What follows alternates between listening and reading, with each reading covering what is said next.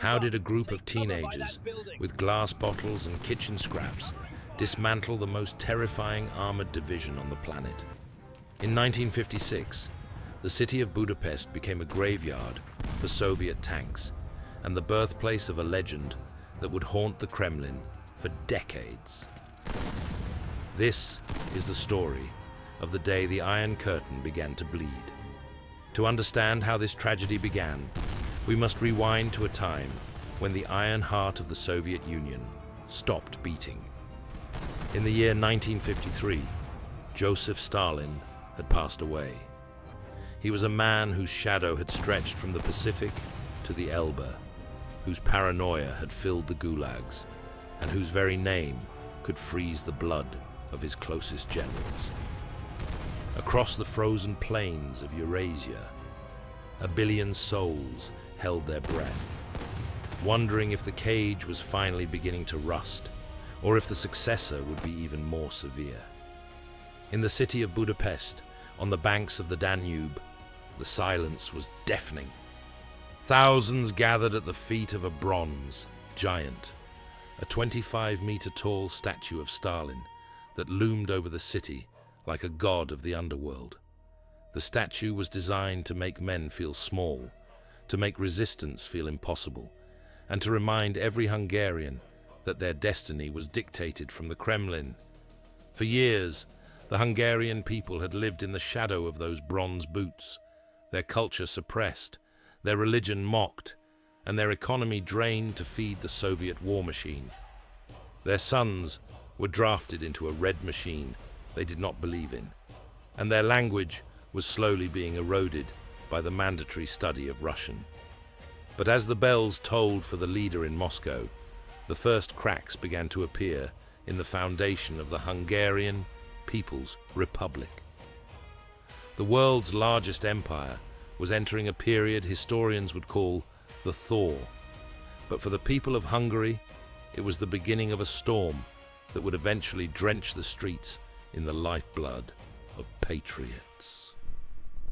To truly understand the explosion of 1956, we must look at the pressure cooker that was post-war Hungary. Since 1947, the nation had been a satellite of the Soviet Union, ruled by the hardline Matyas Rákosi, a man who called himself Stalin's best pupil and the bald-headed oppressor of Budapest. Under his reign, the state security police, known as the AVH, became a ubiquitous shadow. They were the ones who knocked at 3 in the morning, the ones who had interrogation chambers hidden beneath innocent-looking villas, and the ones who ensured that silence was the only safe form of speech. 1 in every 3 families saw a member interrogated, imprisoned, or vanished. The economy was tethered to Soviet heavy industry, forcing a traditionally agricultural nation to build useless steel mills, while the average Hungarian went hungry in a land that had once been the breadbasket of Europe. When Stalin passed away, the new leadership in Moscow pushed for a change, elevating a reform-minded leader named Imre Nagy to the premiership. Nagy was a different breed of leader altogether. He was a man of the people who wore spectacles and spoke with a grandfatherly tone, advocating for a new course. He spoke of relaxing the secret police, allowing farmers to leave the collective, and finally providing consumer goods to the workers who had been starved of comfort. For 2 years, he gave the people a glimpse of a different life, a life where fear was not the primary currency. But by 1955, the hardliners struck back, stripping Nagy of his power and his party membership. They thought they had silenced him and returned the nation to its chains. But in doing so, they created a figurehead for a cause that was about to find its voice in the youth of the nation. The people had tasted a fragment of liberty, and they were not willing to go back into the darkness. But the bronze giant wasn't the only thing that was about to break. The first lifeblood was seconds away. On the afternoon of October 23rd, 1956, the spark was struck not by soldiers, but by students. Inspired by a successful wave of anti-Soviet protests in Poland, thousands of students from the Technical University marched toward the statue of General Józef Bem, a Polish hero who had fought for Hungarian independence in 1848. What began as a peaceful demonstration quickly transformed into a national awakening. As they marched through the quiet and the cobblestone streets, the crowds grew from hundreds to tens of thousands, then to hundreds of thousands. They did not carry hardware. They carried a list of 16 demands that were as bold as they were perilous. They wanted the withdrawal of Soviet troops, the return of Imre Nagy, free elections, and the restoration of the traditional Hungarian flag. In a moment of pure symbolic defiance, the students took scissors to the center of their flags, cutting out the Soviet coat of arms, the hammer and sickle, and leaving a hollow circle at the heart of their national colors. This was the birth of the flag with the hole, a symbol of a nation that had literally cut the foreign infection out of its soul. The sight of these flags waving in the wind was a signal to everyone who saw them. The occupation was over in the hearts of the people, even if the armored vehicles were still in the barracks. By nightfall, the peaceful march had reached the massive Parliament building, and a second, more aggressive crowd had gathered at the city park to confront the bronze giant of Stalin. The atmosphere was electric, with a mixture of terror and triumph. Armed with blowtorches and heavy cables, workers from the nearby factories joined the students to hack at the knees of the statue. As the metal finally groaned and the leader fell face first into the pavement with a thunderous crash, the crowd erupted in a roar that could be heard across the Danube. The only thing left standing on the pedestal were Stalin's hollow bronze boots, a mocking reminder of the man who thought he could stand on the neck of Hungary forever. It was a terrifyingly clear message to the Kremlin. The people of Hungary were no longer afraid of the footsteps of giants. But as the statue fell, another crowd reached the headquarters of the national radio station on Brody Sandor Street, demanding their 16 points be broadcast to the world. They wanted the country to hear the truth. Instead, the AVH agents guarding the building engaged from the windows. The first lifeblood of the revolution was spilled on the cold stone of the street, and within hours, the peaceful protest had become a full-scale urban insurgency. The students who had started the day with poetry and petitions were now raiding police stations and army barracks for defensive tools, learning to fight in real time as the world watched in awe. The Hungarian Revolution had begun, and there was no turning back. As the sun rose on October 24th, the skyline of Budapest was marred by the silhouettes of T-34 and T-54 armored vehicles. These were the monsters of the Soviet arsenal, designed to crush the plains of Europe in a global conflict. The Soviet High Command, believing this was a minor riot that could be intimidated into submission by the mere rattling of tracks, ordered 5 divisions into the city. It was a grave tactical error. The Soviet crews, buttoned up inside their steel hulls with limited visibility, found themselves navigating a labyrinth of narrow, medieval streets and winding alleys that neutralized their long-range power and left them vulnerable to attack from above. The Soviet High Command thought the city would surrender at the sight of an armored unit. They were mistaken. This was the moment the Molotov cocktail became the equalizer of the 20th century. Young men and women, some no older than 15, would hide in second-story windows behind chimney stacks or in the doorways of ruined shops, waiting for the heavy armor to pass below.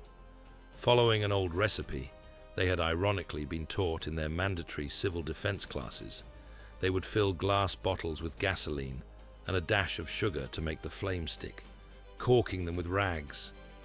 When the vehicle vents, the vulnerable air intakes located at the rear, were exposed, they would ignite the rags and serve the cocktail hot. A single bottle, costing pennies to make, could disable a multi-million ruble machine by choking its engine with fire and forcing the crew out into the street, where they were met by the defensive tools of the resistance. If you are finding this deep dive into the courage of the Hungarian people gripping, make sure to subscribe to our channel to join us as we uncover more of history's most defiant moments. The resistance found its heart at the Killian Barracks and the Corvin Cinema. At the barracks, a professional officer named Colonel Paul Maleter was sent by the communist government to end the rebellion and restore order.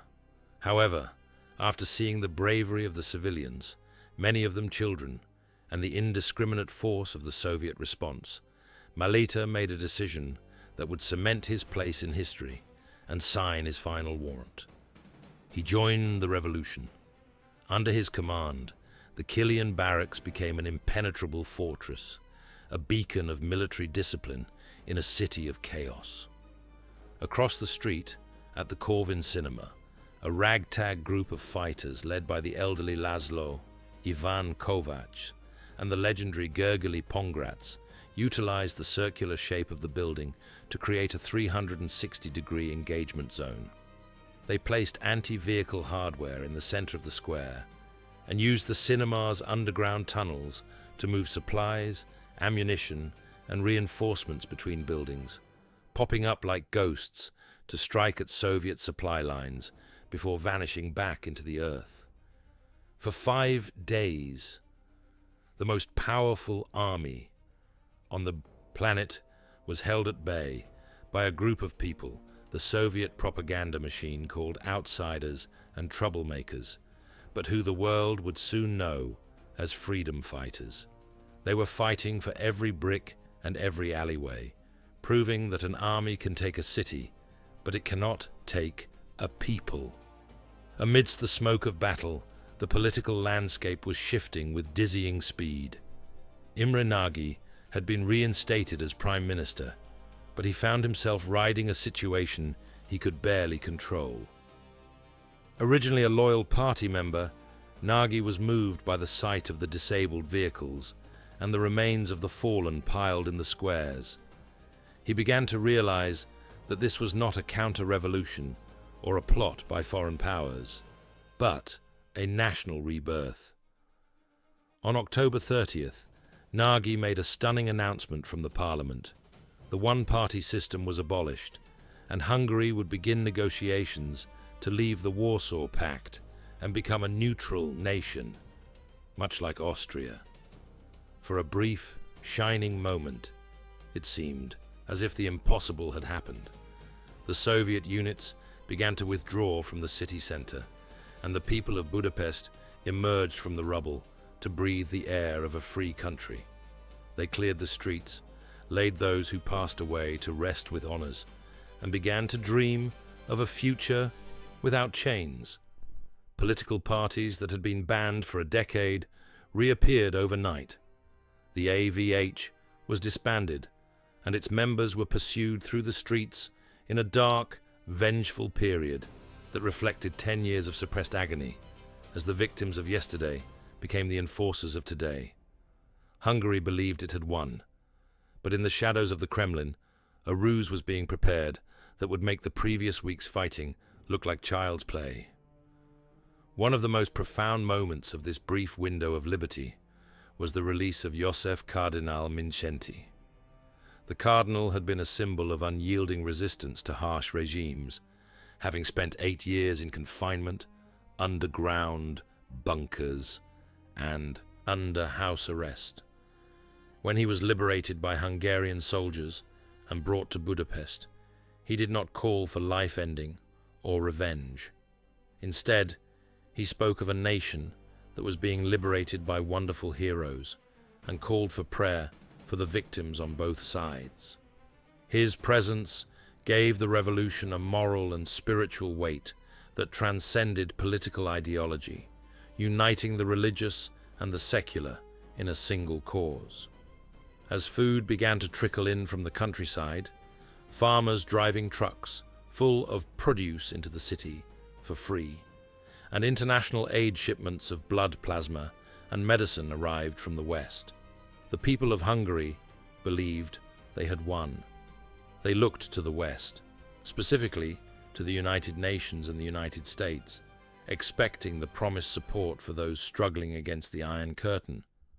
They had listened to the broadcasts of Radio Free Europe and believed that if they stood up, the world would stand with them. But while the eyes of the world were on Budapest, the eyes of the great powers were also diverted by the Suez Crisis in Egypt. The British and French had invaded the Sinai, and the world's attention was fractured. While Hungary was under siege, the eyes of Washington were fixed on the Suez Canal, a geopolitical coin toss that cost Budapest its life. The Soviet withdrawal was a ruse. Even as Soviet commanders sat down to banquet with Palmer later to discuss the technical details of a full evacuation, Nikita Khrushchev was preparing Operation Whirlwind. He could not allow a member of the Warsaw Pact to leave the fold. If Hungary succeeded, the entire Soviet Empire might unravel like a loose thread from East Berlin to Warsaw. This political betrayal was embodied in the figure of János Kádár, a man who had defected to the Soviet side and would serve as the revolution's betrayer. On the night of November 3rd, Maleta and his staff were invited to a Soviet military base at Turkol for a final round of negotiations. In a move that echoed the most treacherous chapters of ancient history, the Soviet hosts waited until the toasts were finished and the dinner had ended before the KGB entered the room and detained the entire Hungarian delegation. At 5:30 the next morning, the roar of 17 Soviet divisions shattered the dawn. This was no longer an attempt at crowd control. It was a full-scale invasion designed to remove any trace of resistance. 2,000 armored units, many of them manned by soldiers from the Central Asian republics who didn't even know they were in Europe, poured back into the city, supported by heavy artillery and airstrikes that leveled entire city blocks. The final stand of the Hungarian Revolution was a scene of pure, desperate engagement. The radio station, the Corvin cinema, and the industrial district of Chepel became the final islands of resistance against an ocean of red steel. On the morning of November 4th, the last free radio station in the country broadcast that final, haunting message in multiple languages, begging for help that would never come. The call went unanswered. The Western powers, wary of starting a global conflict over a landlocked Eastern European nation, remained silent. The freedom fighters, now low on ammunition and facing overwhelming numbers, fought for every floor of every apartment building, using the last of their Molotov cocktails against a relentless opponent. In Chepel, the workers, the very people the Soviet Union claimed to represent and protect, held out for a week against heavy bombardment and armored charges before finally being overcome by the weight of numbers. Imre Nagy sought asylum in the Yugoslav embassy, while Cardinal Mindszenty fled to the American legation, where he would remain as a guest for the next 15 years. The aftermath was a grim harvest of consequences that lasted for years. János Kádár was installed as the head of a new puppet government, a man who would be remembered as a betrayer by many and a pragmatist by few. The repressions that followed were more systematic and severe than anything seen under Rákosi. Mass detentions were made, and makeshift courts handed out final sentences to teenagers who had carried defensive tools. Imre Nagy and Pál Maleta were eventually lured out of hiding, with promises of safety and safe passage, only to be detained, tried in secret, and had their lives ended in 1958. Their remains were buried face down, in an unmarked location, in a remote corner of a cemetery, wrapped in wire to ensure they would never be honored. Over 200,000 Hungarians, the brightest and bravest of their generation, fled across the border into Austria, leaving behind a nation in ruins and a silence that would last for 30 years.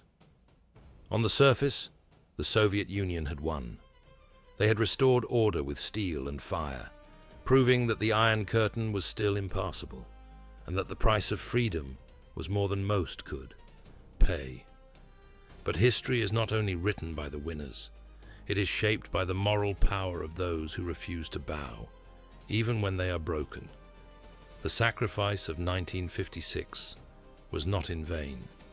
It stripped away the last vestiges of moral legitimacy from the Soviet project, proving to the world that their system could only survive through the use of force. The blood-in-the-water polo match at the 1956 Olympics, where the Hungarian team engaged the Soviets in the pool, became a metaphor for the struggle, turning the term comrade into a bitter irony for millions. Decades later, when the Berlin Wall finally fell and the Soviet Union collapsed under its own weight, it was the memory of the 1956 heroes who passed away that provided the blueprint for the peaceful revolutions that followed. The boots of Stalin were empty in 1956, and by 1989, the entire empire would follow them into the dust of history. The story of the Hungarian Revolution is a testament to the fact that the hunger for freedom is a force of nature that no amount of armor can truly suppress. It is a fire that can be smothered, but never fully extinguished. It reminds us that even in the darkest hours of tyranny, a single bottle of gasoline and a heart full of courage can make a superpower tremble and change the course of human history. History only forgets the voices that go unheard, and it only rewards those who have the courage to remember. Share this story to ensure the sacrifice of 1956 remains immortal, and that the names of those who stood in the gap are never forgotten. What other moments of impossible courage should we explore? Let us know in the comments below. Thank you for watching, and stay curious, for history is the only map we have for the future.